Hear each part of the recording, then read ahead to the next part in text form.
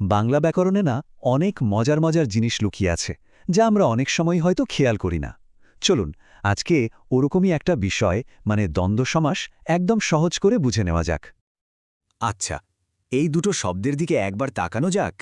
মা আর বাবা, এই দুটোকে যদি আমরা একসাথে জুড়ে দিই তাহলে কি হবে বলুন তো? একদম ঠিক। মা বাবা এই শব্দটা তো আমাদের সবার চেনা, তাই না? কিন্তু এর পেছনে যে ব্যাকরণের একটা দারুণ নিয়ম কাজ করছে, সেটা কি আমরা খেয়াল করেছি কখনো? এখন একটা প্রশ্ন, এই যে মা বাবা শব্দটা, এখানে কার গুরুত্ব বেশি, মায়ের নাকি বাবার? কি মনে হচ্ছে?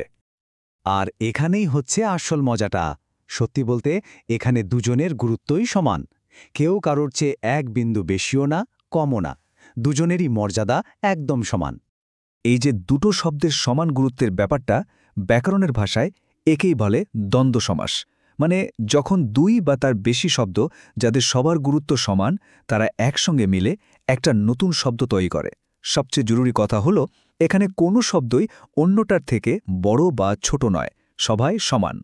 মা বাবা শব্দটা হলো এর সবথেকে সেরা উদাহরণ। ব্যাপারটা কিন্তু শুধু মা বাবার মধ্যেই সীমাবদ্ধ না। আরও অনেক শব্দ আছে, যেমন ধরুন দিন আর রাত মিলে কি হয়, দিন রাত। এখানে কি দিন বেশি গুরুত্বপূর্ণ বা রাত? না তো। আবার ভাবুন সুখ আর দুঃখ, দুটো মিলে হয় সুখ দুঃখ। এখানেও কিন্তু দুটো অনুভূতির মূল্যই সমান। তাহলে মূল কথাটা কি দাঁড়ালো?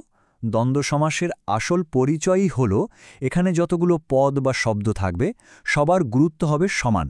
কেউ কারো উপর নির্ভর করে না, কেউ কারো অধীনও না।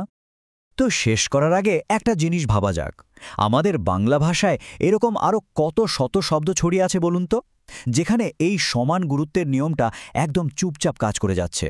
একটু খুঁজলেই কিন্তু অনেক পাওয়া যাবে।